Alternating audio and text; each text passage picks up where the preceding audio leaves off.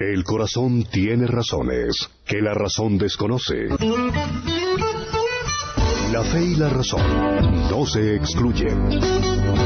El nuevo continente. Razones para la fe. Con el pastor, teólogo, apologista y escritor Arturo Rojas y su esposa Daisy Guzmán, consejera y comunicadora social. Razones para la fe.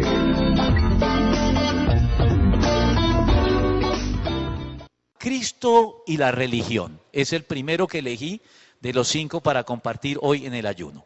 Cristo y la religión. Y vamos entonces, como corresponde a un sermón, a abrir nuestras Biblias primero que todo y a ubicarnos en el pasaje que vamos a estar comentando y en el que vamos a basarnos para desarrollar el sermón. Santiago capítulo 1, versículo 27, por favor. Ubiquémonos aquí en Santiago capítulo 1, versículo 27. Y allí leeremos todos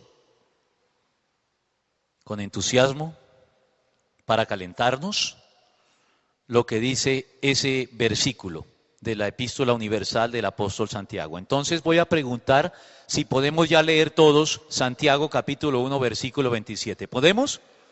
Bueno, leámoslo, dice así: la religión pura y sin mancha delante de Dios nuestro Padre es esta: atender a los huérfanos y a las viudas en sus aflicciones y conservarse limpio de la corrupción del mundo. Padre amado, Señor nuestro, como siempre corresponde a un sermón, Señor, nos encomendamos a ti, a la palabra de tu gracia. Invocamos tu presencia y tu guía, Señor, la guía de tu Espíritu en medio de nosotros para conducirnos a través del desarrollo de este sermón, Señor, a las cosas que cada uno de nosotros necesitamos recordar hoy, Señor, o conocer y aplicar y poner en práctica en nuestra vida, Señor. Oramos para que sea tu guía, Señor, tu mente, la que prevalezca aquí, Señor amado, y podamos llevar a cabo cualquier correctivo que sea necesario a la luz del mensaje que en tu palabra tú quieres darnos hoy, aquí. Te lo pedimos en el nombre de Cristo. Amén y amén. Bueno, muy bien, ¿por qué Cristo y la religión? Porque desde el punto de vista de la defensa de la fe, de la apologética, tal vez todos ustedes habrán pasado por situaciones en que para defender nuestra fe tenemos que salir en defensa de la religión, porque uno de los aspectos más vulnerables al ataque de los no creyentes y de los que no son cristianos es la religión. Ellos suelen atacar la religión y por eso al defender la fe uno tiene que de algún modo terminar defendiendo la religión. Y a veces los cristianos hemos asumido una estrategia equivocada, porque tratamos de desvincularnos de la religión y eso no es, o esa no es la mejor manera de presentar una defensa ante los que atacan nuestra fe por cuenta de la religión. Este es un tema polémico, siempre el tema de la religión ha sido un tema polémico.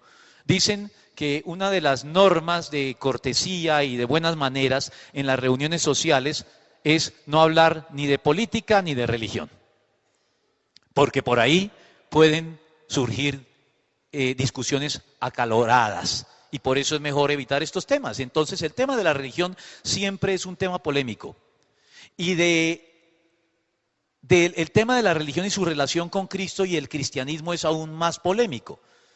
Durante mucho tiempo, a lo largo de la historia, se asoció al cristianismo con la religión, de una manera natural. La gente pensaba en cristianismo y pensaba en religión. Pero hoy por hoy, la religión se encuentra muy desprestigiada. Y se encuentra tan desprestigiada que los cristianos, nosotros, nos hemos dado a veces a la tarea de desvincularnos por completo de la religión, argumentando lo siguiente: argumentando que el cristianismo no es una religión. ¿No es eso lo que tal vez nosotros hemos dicho a veces? Lo hemos aprendido. No, es que el cristianismo no es una religión. Pero a mí me parece que esta estrategia no es del todo acertada. No es muy bíblica, por lo menos. ¿Por qué no es bíblica? Porque la Biblia habla de religión. Aquí lo acabamos de leer. Y lo hace en términos favorables. ¿Qué postura entonces vamos a tomar al respecto? Para poder ubicar este tema de manera correcta, hay que recordar que el pensador de la era moderna que institucionalizó la crítica contra la religión fue Carlos Marx. Carlos Marx fue quien institucionalizó la crítica contra la religión con una frase muy famosa. ¿Saben ustedes cuál es la frase de Carlos Marx, cierto? La religión es el opio del pueblo. Y recuerdo que comentando esta frase, el pastor Darío afirmó lo siguiente en el libro El reto de Dios. Dijo: el culto muerto y aburrido o superficialmente emocional a nadie salva ni regenera. Es razonable la afirmación de Marx. La religión es el opio del pueblo, porque hay sistemas cúlticos y rituales que solo enajenan a las masas con la anestesia del misticismo para que olviden sus problemas. En efecto, tenemos que reconocer que buena parte de la iglesia actual, lamentablemente, se caracteriza, como el pastor Darío lo dice allí, o por ritos insustanciales y vacíos, como se da en el catolicismo romano de manera general. Pero no arrojemos la primera piedra, porque también el pastor identifica allí emocionalismos superficiales y pasajeros, que son los que caracterizan lamentablemente al protestantismo evangélico en particular. Somos muy religiosos, ya sea a la manera católica o también ya tenemos una manera de ser religiosos a la manera evangélica. La Biblia condena ambas formas de religiosidad. La Biblia no condena la religión, condena la religiosidad. Y por eso es que no tenemos que desvincularnos de la religión. Tenemos que desvincularnos de la religiosidad, que es otra cosa. El ritualismo vacío, la Biblia lo condena, claro. ¿Dónde? Podríamos leer en Oseas capítulo 6, versículo 6. Cuando el Señor formula esta declaración que el Nuevo Testamento vuelve a recoger en los Evangelios. Desde el profeta Oseas encontramos algo que el Señor Jesucristo volvió a citar en los Evangelios. Dice: lo que pido de ustedes es amor y no sacrificios, conocimiento de Dios y no holocaustos. ¿Por qué le dijo esto al pueblo de Israel? Porque el pueblo de Israel se había vuelto religioso. ¿Y cuál era la religiosidad de Israel? Practicaban minuciosamente todos los ritos sacrificiales que se establecieron en la ley. Si ustedes han leído los primeros 5 libros de la Biblia, que se llama el Pentateuco, encontrarán que allí una gran parte del Pentateuco es dedicada a instruir a los judíos sobre cómo debían llevar a cabo sacrificios rituales, cómo había que sacrificar la víctima, cuánto de ella se quemaba en el fuego, qué parte de la sangre se vertía, cuánto conservaba el sacerdote. Era una cantidad de prescripciones minuciosas sobre cómo llevar a cabo los sacrificios y los holocaustos. Dios estableció esas prescripciones, pero aquí se queja en contra de ellas. Aquí el Señor les dice: ustedes no han entendido que lo que pido de ustedes no es el sacrificio, no es el rito. Lo que pido de ustedes es amor más que sacrificios y conocimiento de Dios más que holocaustos. Está condenando el Señor aquí la religiosidad del pueblo de Israel. Y esto, por supuesto, se hace extensivo al ritualismo católico de hoy. Pero ¿qué decir de nosotros? También la Biblia condena la religiosidad de los evangélicos, es decir, el emocionalismo superficial. En ese mismo libro de Oseas, en el capítulo 6, versículo 4, vuelve a decir el Señor a través del profeta: ¿qué voy a hacer contigo, Efraín? ¿Qué voy a hacer contigo, Judá? El amor de ustedes es como nube matutina, como rocío que temprano se evapora. ¿Ves el contraste? A los ritualistas les dice: lo que pido de ustedes es amor. Pero a los emocionalistas les dice: el amor de ustedes es como una nube matutina, como la neblina en la mañana. La neblina a veces está cerrada en la mañana, pero una hora después, cuando sale el sol, no queda de ella ni rastro. Lo mismo se puede decir del rocío. Por la mañana el prado está totalmente húmedo por el rocío, pero sale una hora después y el rocío habrá desaparecido casi por completo, como sucede a veces con la emoción de los cristianos, que se vuelve una religiosidad más. Nos emocionamos el domingo, pero el lunes no quedó rastro de esa emoción. Marcos Vidal tiene una canción, entre muchas otras, que hace referencia a este fenómeno en la iglesia evangélica. Dice: ¿qué te pasa, iglesia amada, que no reaccionas? Solo a veces te emocionas y no acabas de cambiar. ¿Qué te pasa, iglesia amada, que no reaccionas? Todos los domingos te emocionas, pero después no haces el cambio que se requiere.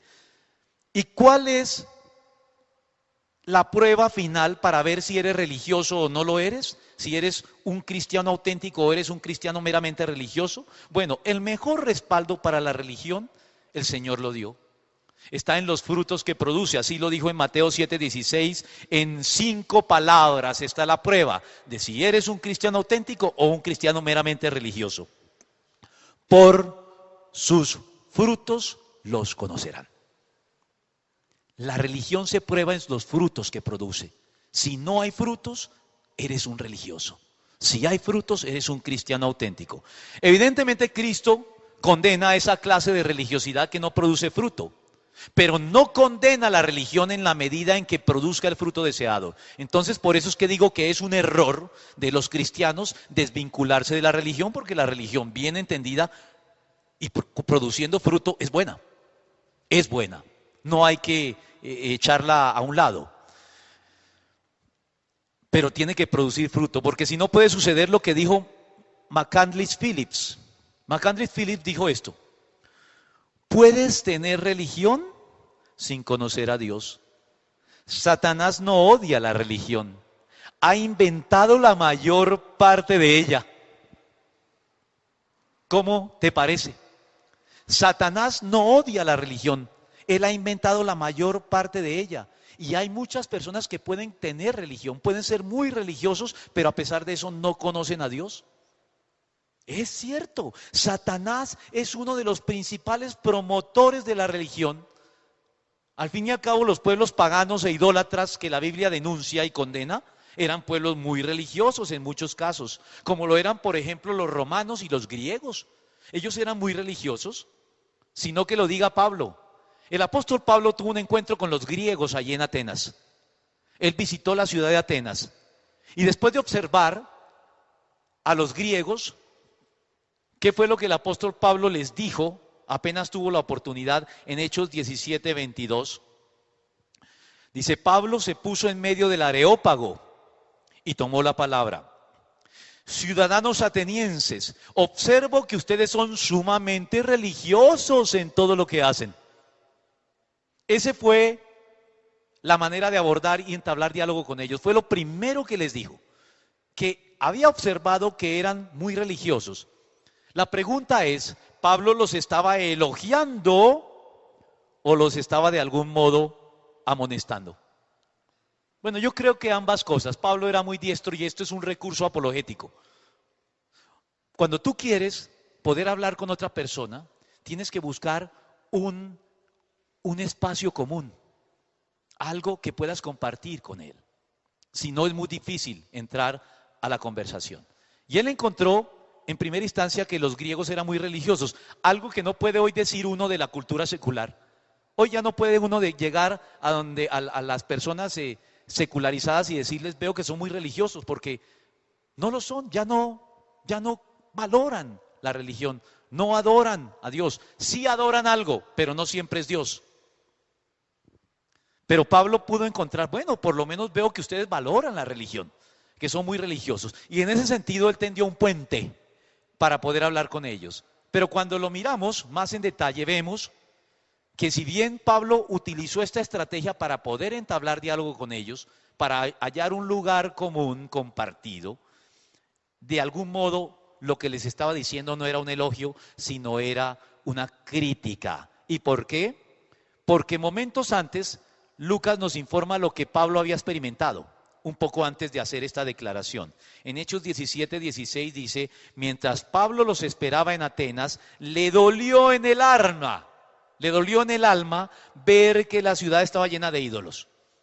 O sea que esa religiosidad de Atenas no era algo recomendable.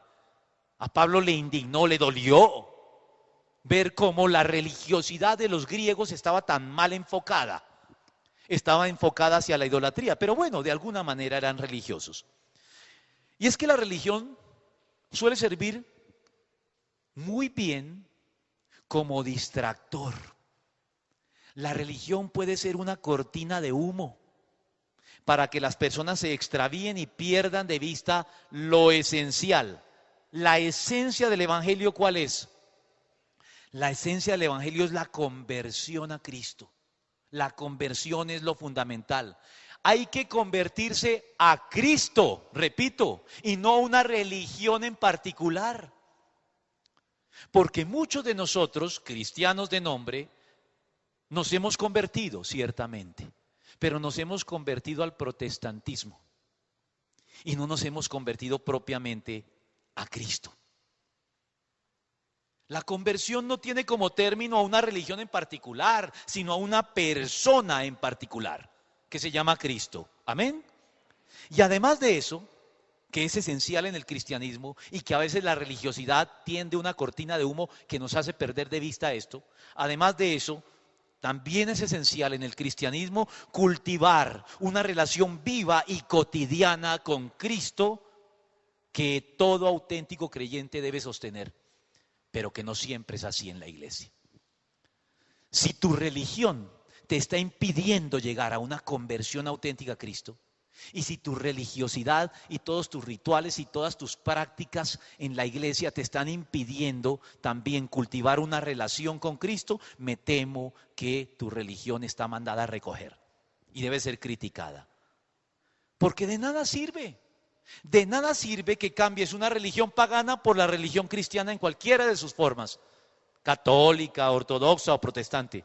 De nada sirve que hagas eso si esa decisión que tomaste no procede de una auténtica experiencia de conversión a Cristo y de haber comenzado a experimentar de manera consecuente la relación que Cristo hace posible entre el creyente y Él en virtud de la obra que Él llevó a cabo en la cruz y en virtud de su resurrección. Esto mismo se aplica a quienes se trasladan del catolicismo al protestantismo. Me temo que nuestras iglesias protestantes están llenas en buena medida por personas que lo único que han hecho es cambiar de religión y nada más, pero no han llegado a conocer nunca realmente a Dios. Ahí les dejo eso para que ustedes se examinen a sí mismos a la luz de esto. El mismo pueblo judío. El pueblo judío era un pueblo muy religioso, pero ¿saben qué dijo del pueblo judío el Señor Jesucristo? Él afirmó que a pesar de su religiosidad, el corazón del pueblo estaba lejos de él. Lo dice a través del profeta Isaías, capítulo 29, versículo 13, que es otro pasaje que Cristo vuelve a citar en los evangelios. Isaías dijo, el Señor dice, este pueblo me alaba con la boca y me honra con los labios, como lo hacen muchos evangélicos, pero su corazón está lejos de mí. Su adoración no es más que un mandato enseñado por hombres. Levantamos las manos aquí y cantamos alabanzas al Señor porque quien preside lo ordena. Es un mandato de hombres, no porque nos nace verdaderamente, no porque surge de manera natural, de una relación que mantenemos con Dios y que no se acaba cuando abandonamos el templo y que no comenzó cuando entramos al templo, sino que traemos de antes y nos llevamos aún después. A veces eso es la religión de muchos, un mandato de hombres y nada más. Tal vez sea inexacto, entonces, como lo hacen numerosos cristianos de manera un poco ligera, afirmar que el cristianismo no es una religión. Me parece que eso es una ligereza y te diría que trates de evitarlo. Es inexacto afirmar que el cristianismo no es una religión, porque ciertamente el cristianismo posee elementos característicos de la religión de los que no puede prescindir sin experimentar pérdida en el proceso. Pero sin perjuicio de esos elementos, ten siempre presente que la esencia del Evangelio no está en sus elementos religiosos o rituales. La esencia del Evangelio está en conocer a Dios, en la persona de Cristo, y adorarlo como Cristo mismo nos instruyó a hacerlo, adorarlo en espíritu y en verdad. Como lo dice en Juan 4, 23, 24. Ustedes saben que el Señor Jesucristo estaba en una discusión allí con la samaritana sobre aspectos de la religión judía y la de los samaritanos. Lo que estaba en disputa en este pasaje es ¿cuál es la religión correcta? ¿La de los judíos o la de los samaritanos? Eso era lo que se estaba discutiendo. La samaritana quería que Cristo se pronunciara y dijera, los judíos tienen razón al decir que a Dios hay que ir a adorarlo en el templo de Jerusalén. ¿O tienen razón nuestros antepasados samaritanos cuando dijeron, no, aquí en el monte Gerizim, en el templo que los samaritanos construyeron, es donde debe adorarse? Esa era la discusión en que estaba el Señor. Pero ¿sabes qué? El Señor dijo, finalmente, aunque le dio prelación a los judíos, porque dijo, los judíos tienen la revelación, pero dijo, eso no significa que ellos tienen la razón, porque la hora viene y ahora es, a partir de ese momento y hasta hoy, cuando los verdaderos adoradores adorarán al Padre en espíritu y en verdad, porque esos son los adoradores que el Padre busca. Es decir, los que vamos más allá de los elementos religiosos, los que no nos detenemos en toda la parafernalia religiosa, mucha o poca, sino que vamos más allá de ellos y nos conectamos directamente con Cristo y cultivamos una relación con Él. Amén. Por eso, más que decir que el cristianismo no es una religión, creo que lo más adecuado es sostener que el cristianismo, sin dejar de ser una religión, es en realidad mucho más que una religión.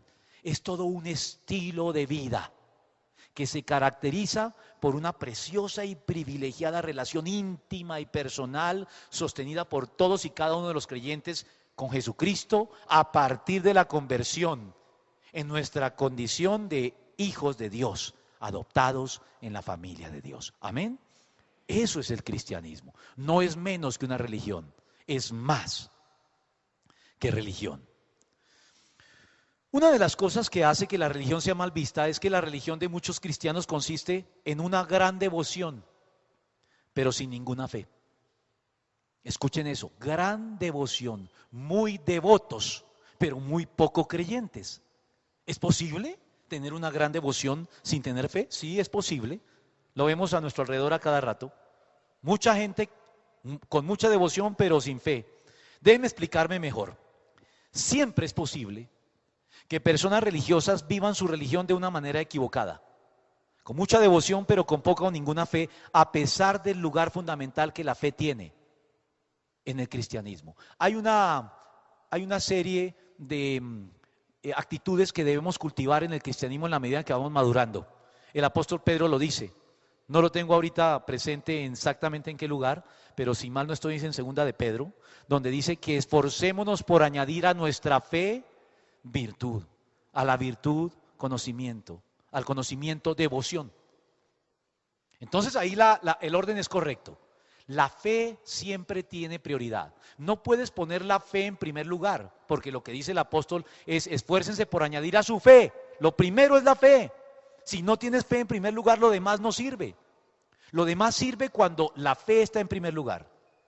Y mira en qué lugar está la devoción, en cuarto lugar.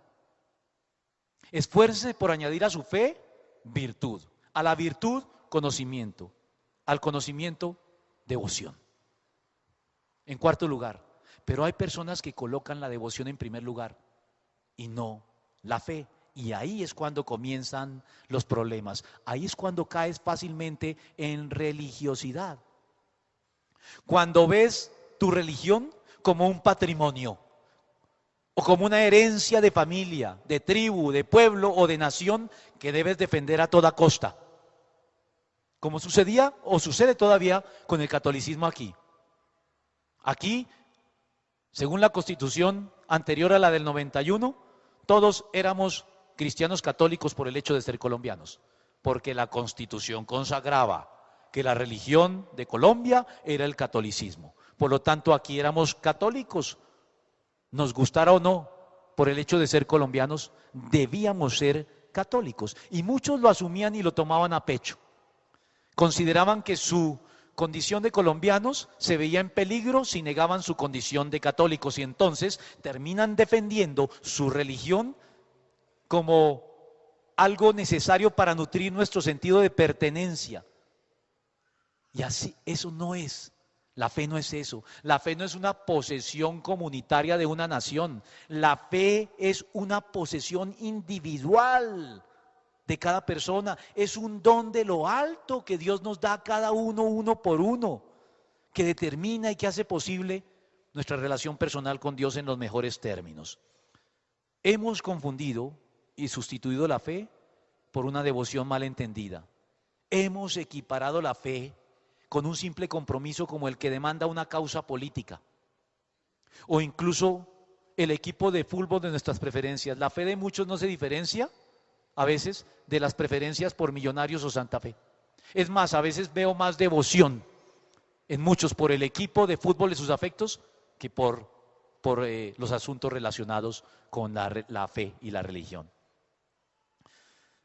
No nos damos cuenta de la necesidad que tenemos en medio de toda esa cortina de humo de la religiosidad. No nos damos cuenta de que lo que necesitamos es fe, arrepentimiento y conversión personal a Cristo. Y cuando hay mucha devoción y poca fe, ¿saben qué es lo que está a la puerta? Algo que los inconversos utilizan para atacarnos a los cristianos. Lo que está a la puerta, lo que surge de manera natural de mucha devoción y poca fe, es un terreno abonado, un caldo de cultivo para los fanatismos. Los fanatismos que terminan defendiendo de manera agresiva lo que ni siquiera comprenden realmente.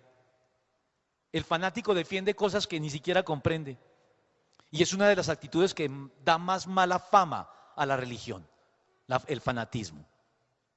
La diferencia entre el cristiano maduro, entre el cristiano auténtico, entre el cristiano equilibrado y el cristiano aparente, el cristiano inmaduro, es el fanatismo.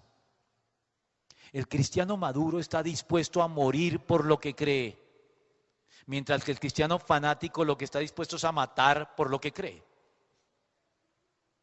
Los grupos y los periodos históricos de fanatismo por parte de la iglesia nos han traído un gran desprestigio. Una de las cosas que el inconverso hace para atacar el cristianismo es decirnos, pero mire lo que la iglesia ha hecho a lo largo de la historia. Y procede a señalar los periodos de fanatismo. Es cierto, no podemos tapar la historia con la mano. Esos periodos están allí. Pero eso no debe hacernos creer que el cristianismo es sinónimo de fanatismo. El fanático es una fuente de desprestigio, pero es incorrecto, es erróneo pensar, como lo hace el mundo, que el cristianismo y fanatismo son lo mismo y que todos los cristianos son fanáticos. No es cierto, y espero que aquí no lo sea. Espero que nosotros podamos mostrar que el cristianismo no es un sinónimo de fanatismo. Porque ¿sabes lo que es el fanatismo? El filósofo español Xavier Zubiri lo dijo muy bien. El fanatismo es hacer de la religión propia un ídolo. Conviertes a tu religión en un ídolo. Y los fanáticos son caricaturas. Son caricaturas deformadas de lo que debería ser el cristiano. Son personas que parecen, pero no son. Porque el cristiano verdadero practica su religión de la manera recomendada por el apóstol Pablo en 2 de Timoteo 2, del 24 al 25. Dice allí, un siervo del Señor no debe andar peleando, como a veces ve uno los cristianos fanáticos. Más bien, humildemente debe corregir a los adversarios, con la esperanza de que Dios les conceda el arrepentimiento para conocer la verdad. Humildemente. No contendiendo, no debemos andar en contiendas, sino con humildad, corregir y ser conscientes de que la convicción final no somos nosotros los llamados a darla, sino Dios. Corregir, dice aquí, con la esperanza de que Dios les conceda el arrepentimiento para conocer la verdad. Bueno, y aquí ni hablar de los que hacen de la religión un negocio para enriquecerse a manos llenas. Otro de los puntos en que la iglesia es vulnerable a los ataques de los no creyentes. Los que hacen de la religión una fuente de ganancia. Pero tampoco se puede juzgar a todo el mundo, tampoco se puede descalificar a la religión por los que hacen de la religión una fuente de ganancia. Porque hacer de una causa legítima una fuente de ganancia ilegítima no es algo exclusivo del cristianismo. Revisen la historia y se darán cuenta que todas las religiones en general, y no solamente el cristianismo, todas las religiones en general y toda empresa humana de cualquier índole, cualquier proyecto humano digno y valioso en su momento se puede pervertir, sea religioso o no, y puede terminar utilizándose como fuente ilegítima de ganancia. Todo proyecto humano tiene rabo de paja al respecto. Por eso es que no podemos permitir que los inconversos utilicen estos casos censurables de la gente que se enriquece con la religión para descalificar la religión de lleno. Yo ya he utilizado muchas veces en mis clases y también en la conferencia utilicé una figura que vuelvo a traer a colación. No hay que arrojar el agua sucia con el bebé adentro. Quienes estuvieron en la conferencia saben a qué me refiero, pero quienes no, se los informo. Cuando tú bañas a un bebé, a tu hijo pequeño dentro de la tina, el agua de la tina queda sucia, hay que arrojarla, pero antes de arrojarla hay que sacar al bebé limpio. Así que por cuenta de estos casos de religiosidad mal enfocada, por cuenta de los fanatismos, por cuenta de quienes utilizan la religión como fuente de ganancia, no podemos arrojar la religión por la borda, porque hay es que depurarla, limpiarla, sacarla de la tina y arrojar la suciedad al lado. No hagamos de la excepción la norma, porque el hecho de que Judas fuera ladrón no significa que los otros 11 apóstoles también lo fueron, ¿o sí? Y eso es lo que hacemos cuando tomamos un caso de excepción y lo generalizamos. No podemos permitir que hagan esto, y más que arrojar la religión, debemos decirles, miren, esos casos no son los casos generales. Porque con todas las críticas que podamos hacerle a la religión, lo cierto es que todos los seres humanos somos religiosos, todos, incluso los ateos. Todos los seres humanos somos religiosos de un modo u otro. La religión es parte de nuestra naturaleza humana. Hubo un estudioso de las religiones, un erudito, el rumano Mircea Eliade. Él dijo esta verdad.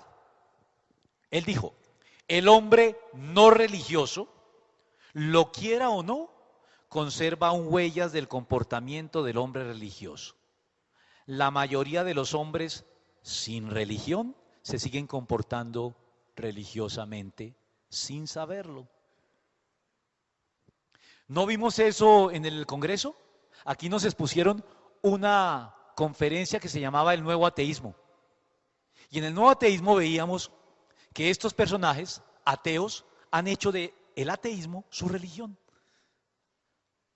Se han vuelto tan virulentos, tan recalcitrantes para atacar todo lo que no sea ateísmo, para atacar la religión, que ellos han hecho del ateísmo su religión. El hombre no religioso se sigue comportando religiosamente sin saberlo.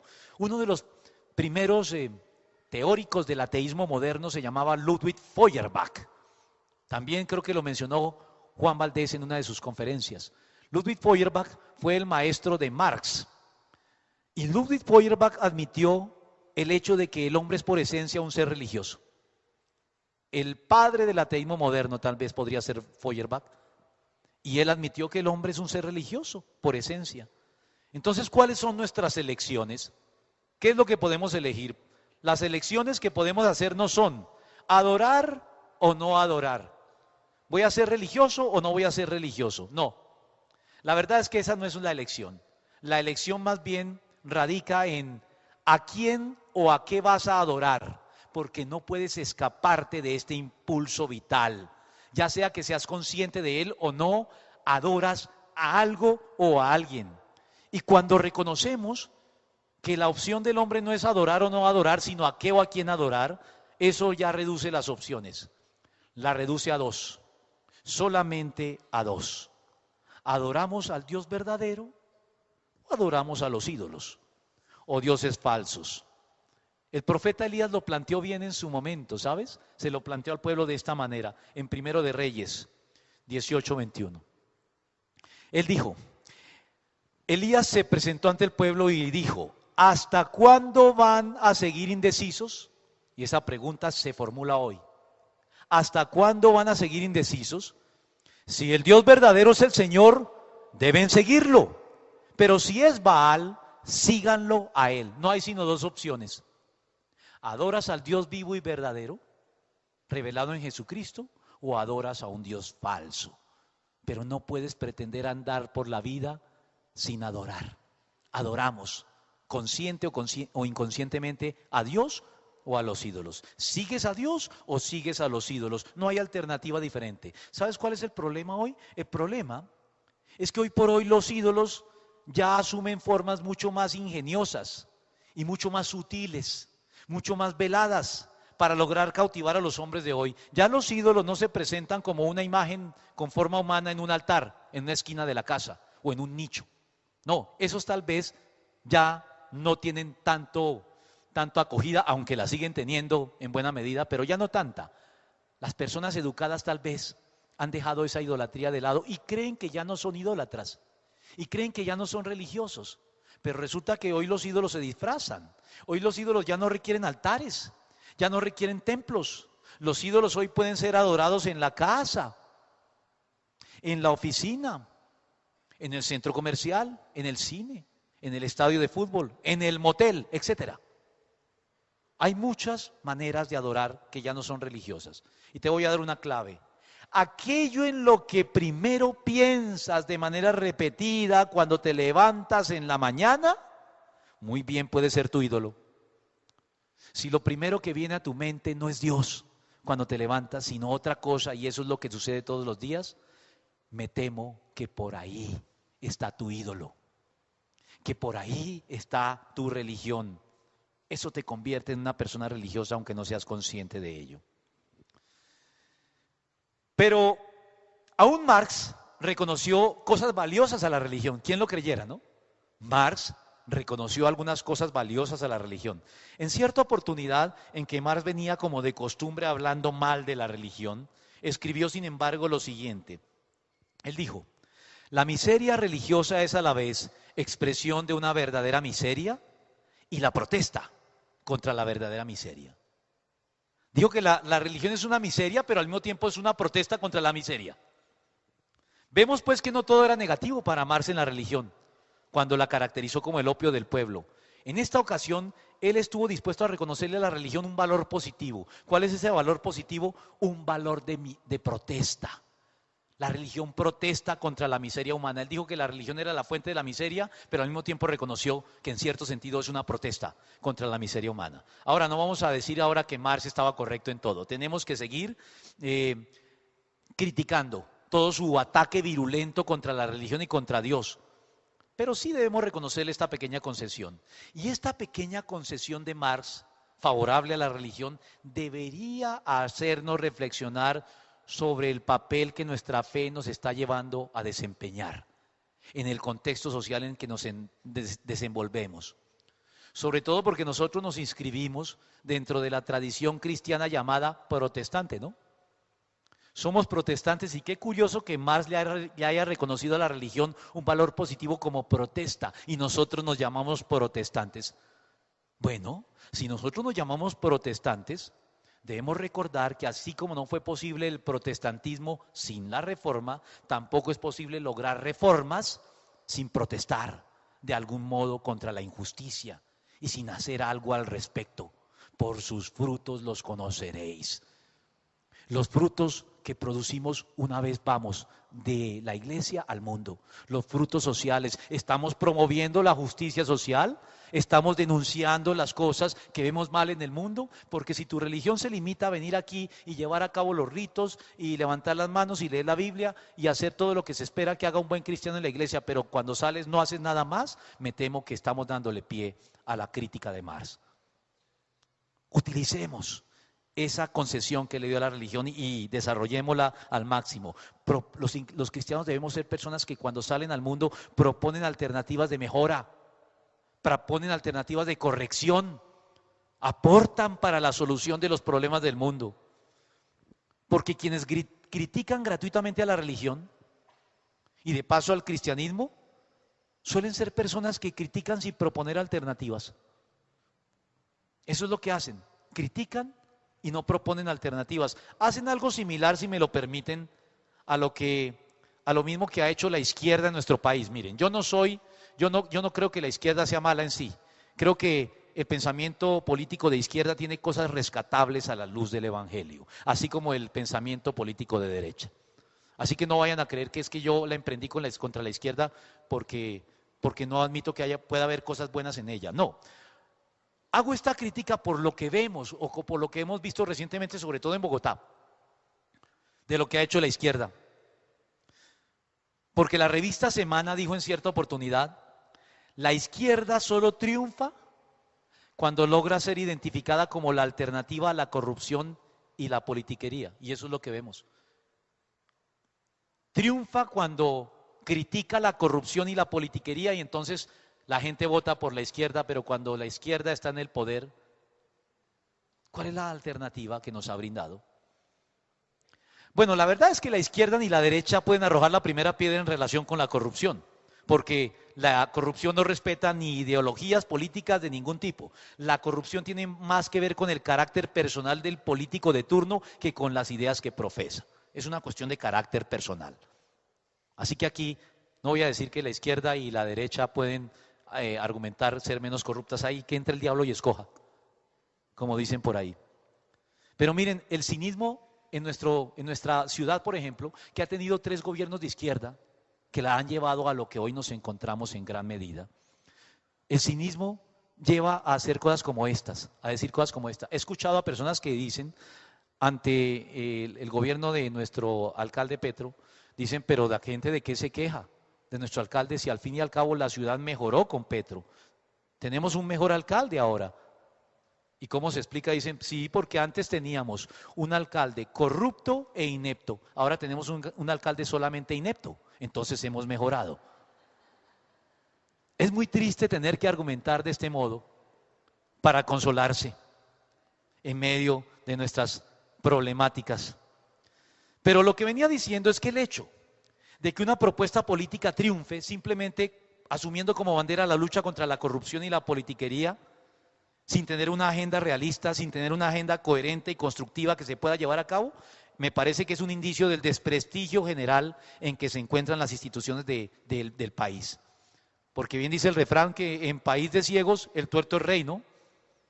Y eso es lo que parece que estamos viendo en nuestra nación. Ahora no quiero meterme tampoco, la política no es el asunto, era simplemente una ilustración de lo que sucede. Los ateos, volvamos con los ateos, los que critican la religión. Los ateos son los críticos de oficio de la religión.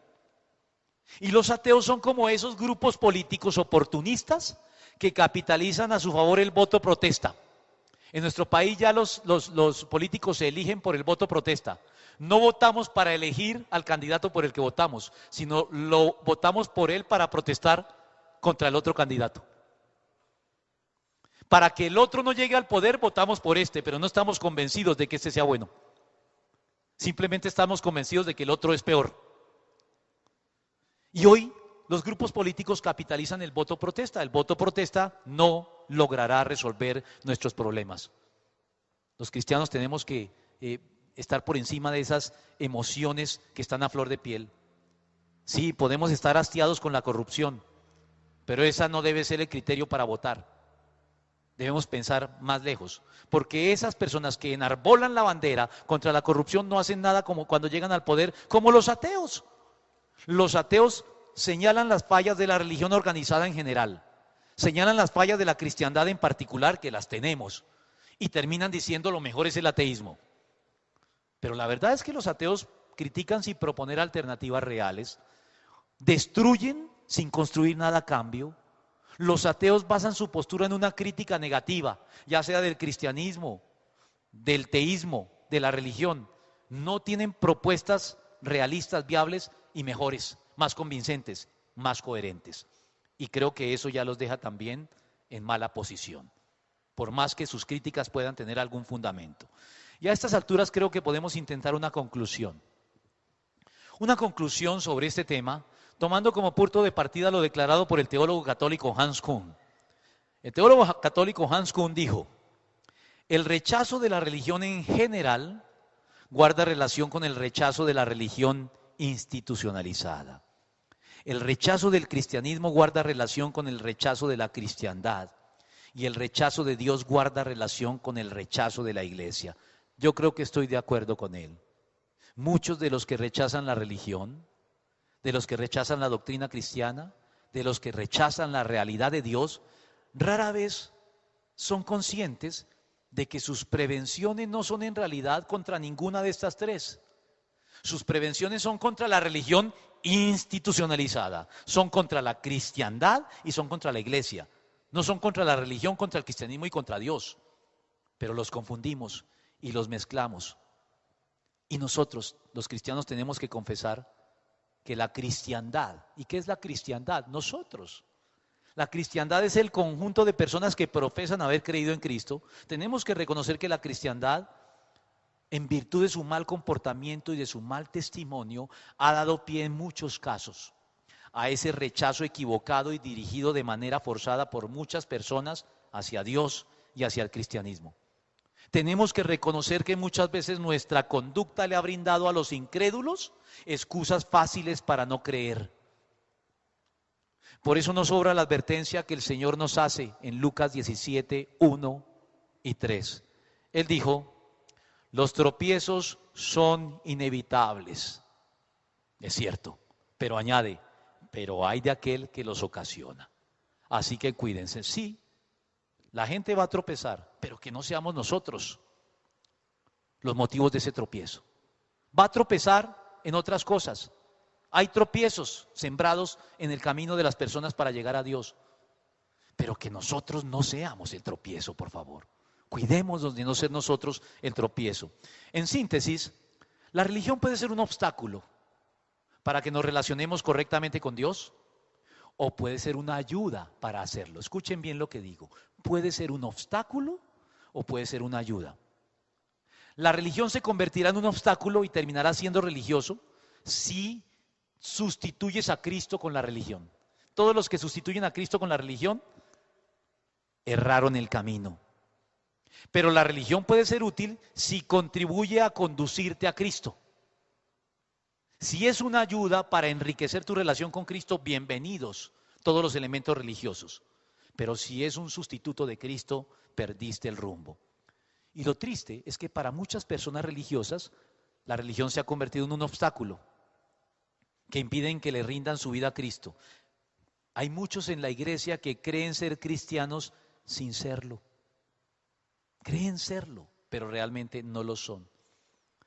Una de las cosas más difíciles, y lo he dicho muchas veces acá, una de las cosas más difíciles para los cristianos, pastores o laicos por igual, es llevarles el evangelio a esos, entre comillas, hombres de bien, personas religiosas de domingo, trabajadoras, satisfactoriamente responsables en sus hogares, con sus esposas e hijos, pagan sus impuestos cumplidamente y, en sus propias palabras, no le hacen mal a nadie.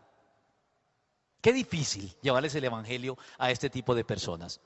Son personas que no desentonan para mal, pero tampoco se destacan para bien. Ya lo pago, perdona aquí que se me olvidó. Son personas que no desentonan para mal, pero tampoco se destacan para bien. Qué triste, ¿no? Qué triste que los cristianos sean un grupo de personas mediocres, religiosas y mediocres. Tal vez no se destacan para mal, pero tampoco para bien.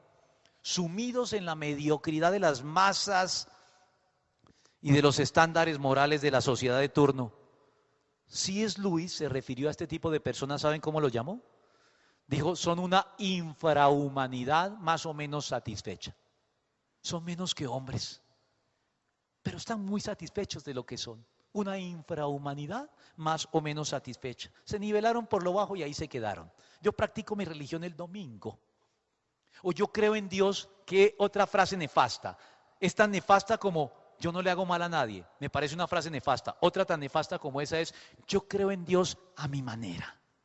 A mi manera. Como si Dios nos diera la opción de creer en Él como a nosotros nos parece.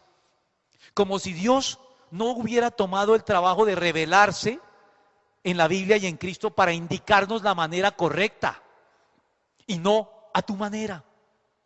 Yo creo en Dios a mi manera. Qué triste.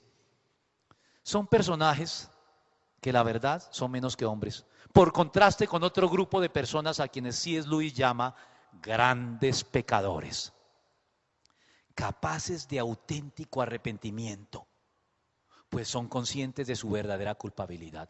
Quien no le hace mal a nadie y quien cree en Dios a su manera, nunca verá la necesidad de arrepentirse porque no verá nada que esté mal. Yo creo en Dios a mi manera y yo no le hago mal a nadie, no tengo nada de qué arrepentirme. Pero el grupo de grandes pecadores que son conscientes de su verdadera culpabilidad son los que finalmente llegamos a conocer a Dios porque nos humillamos y decimos: te necesito, Dios. Necesito imperiosamente de ti, necesito que tú me transformes, que me cambies, no lo puedo lograr solo.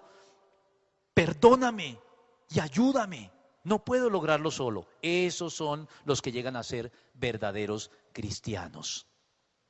Pero los otros son personajes a quienes la mera mención del pecado les incomoda, debido a que supuestamente esas son nociones primitivas. ¿Pecado? Por favor, estamos en el siglo XXI. ¿Usted sigue creyendo en que existe pecado? Eso es propio de mentalidades primitivas. Claro, eso no tiene que ver nada con ellos que son tan morales, tan correctos, tan dispuestos a evaluarse a sí mismos de manera superficial y de manera indulgente a la luz de la moral social vigente. Es que, yo cometo de vez en cuando adulterio, pero eso lo hace todo el mundo, eso tampoco hay que ponerle tanto color. Se juzgan a la luz de la moral social vigente y no se evalúan a la luz del escrutinio profundo de Dios que dictamina. ¿Qué es lo que dictamina el escrutinio de Dios? Romanos 3 del 10 al 23. Lo dice con claridad. No hay un solo justo. Te crees justo, pero no lo eres, porque no hay ni un solo justo, ni siquiera uno, pues todos han pecado y están privados de la gloria de Dios. Y ese diagnóstico es un diagnóstico triste. Todos esos hombres de bien que no le hacen mal a nadie y que creen en Dios a su manera son pecadores. Están privados de la gloria de Dios. Es un diagnóstico universal que nos incluye a todos y por eso es triste. Pero ¿sabes qué? El asunto es que solo Cristo puede tomar este diagnóstico y proveer la cura. Él es quien puede resolver esta condición. No ninguna religión, no ninguna iglesia en particular, incluyendo al cristianismo, porque en últimas ninguna religión puede salvar, solo Cristo salva. Amén. Y es por eso que yo he recomendado, aunque no siempre me atienden, a algunas personas cristianas que cuando van a predicarle a los católicos no critiquen el catolicismo. Ahora, el catolicismo es criticable, por supuesto. Salí del catolicismo en parte por todos los elementos criticables, las doctrinas falsas que incorpora. Es cierto. Pero no vas a llegar al corazón de un católico criticando su religión. Pasa por encima de esas cosas y condúcelo a Cristo. Dile: mira, no vamos a detenernos en hablar de estas cosas. Si tú conduces a una persona a Cristo más allá de aspectos religiosos y la persona llega a Cristo, Cristo la ubicará en la religión correcta, sin que tú tengas que criticar esa religión sin lograr mucho, porque no lograrás mucho. Si criticas la religión de alguien, la persona levantará sus defensas y no te escuchará. Si la conduces a Cristo, mantendrá las defensas bajas y podrás llegarle. Y si llega a Cristo, Cristo disipará a través de la Escritura y del Espíritu Santo sus confusiones al respecto. Y le hará ver si está en el lugar correcto o en el lugar equivocado. Y lo llevará a ubicarse en el lugar más correcto. Eso es lo que debemos hacer. Dejemos de lado la religiosidad entonces. Que la religiosidad no sea un obstáculo para que otros lleguen a Cristo, ni sea un obstáculo para que tú te relaciones con Él. Dejemos la religiosidad de lado y recordemos que lo esencial en el cristianismo es Cristo y la relación que podemos establecer con Él gracias a lo hecho en la cruz. Vamos a orar entonces.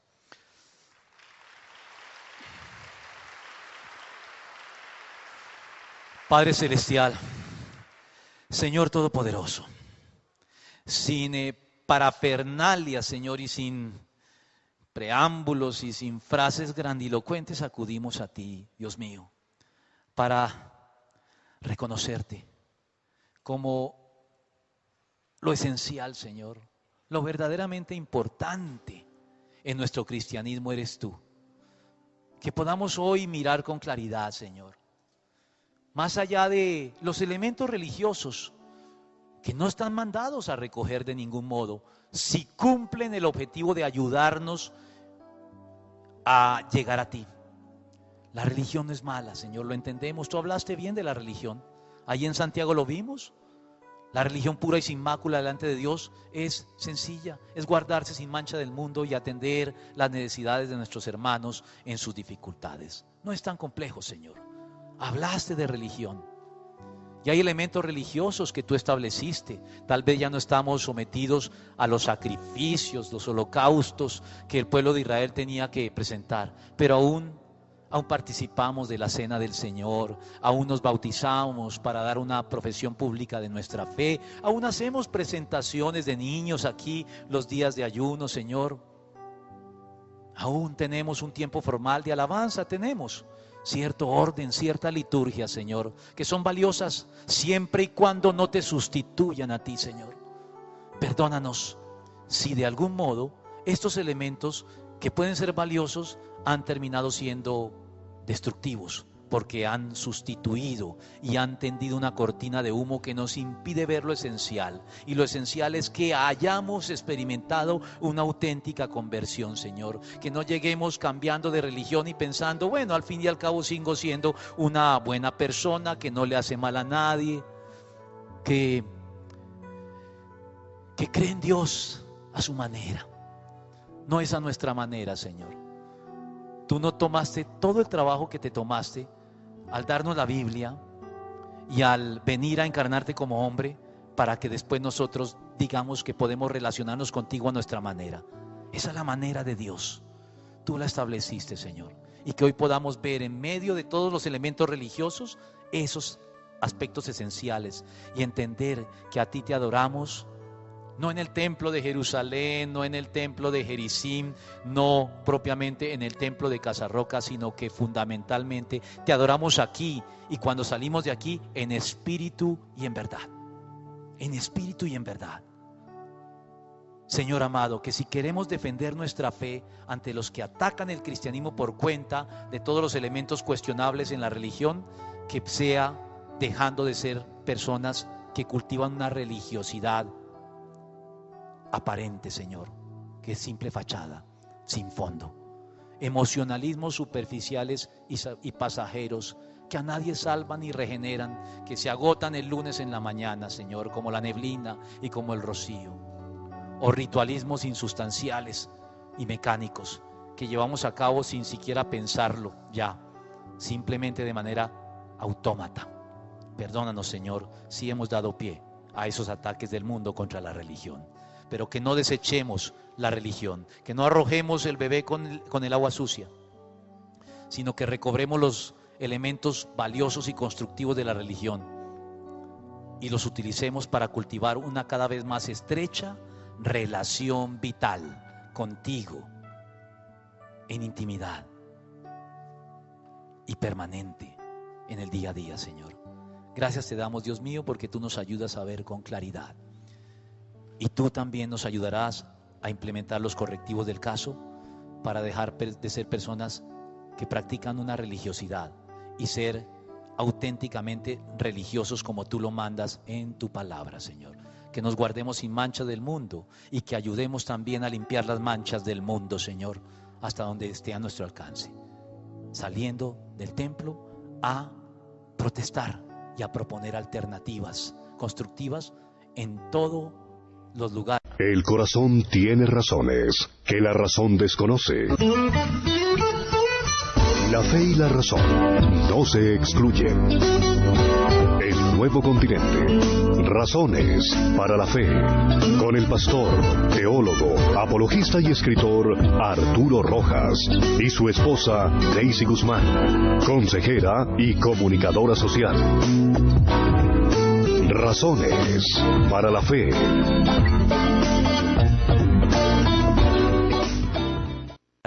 Donde tú nos has colocado y donde nos desenvolvemos. Gracias te damos por ello en el nombre de Cristo y te hemos orado bajo la guía y la unción de tu Santo Espíritu.